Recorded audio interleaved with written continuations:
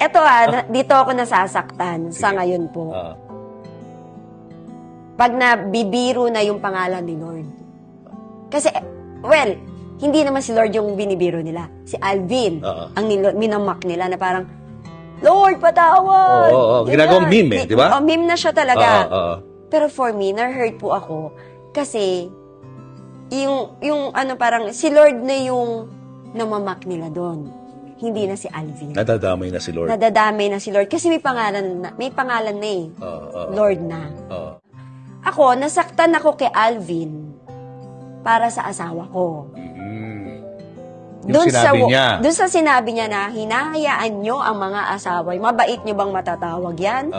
Hinahayaan nyo ang asawa nyo na pag nasaan ng mga tao, na ganyan magsuot niya. Doon po ako nasaktan.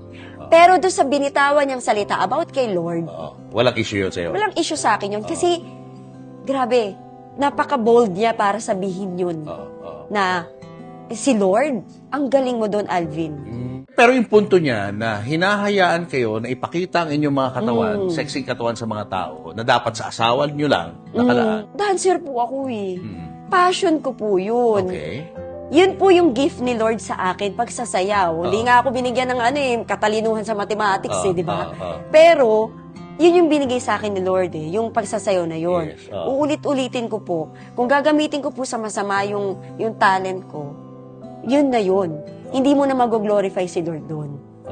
Well, yung sa mga suot po namin, like ako, nag-Wonder Woman akong parang Wonder Woman ng ko, concept po yun Mahirap naman po ang concept ko parang Wonder Woman pero nakasaya ako.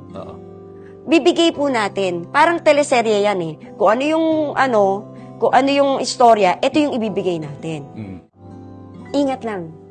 Sa bibitawan, tandaan natin yung mga yan, may mga, like kunwari sila Ate Kay Brosa, sila Black Knight, bago sila dumating sa punto na tanggapin nila yung anak nila na ganun, marami silang pinagdaanan.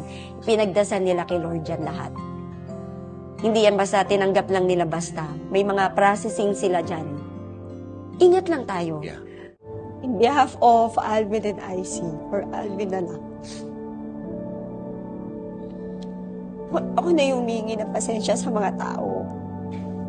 Kasi ang gusto lang naman nila is yung mapalapit tayo kay Lord. Mali man yung bitaw, paano?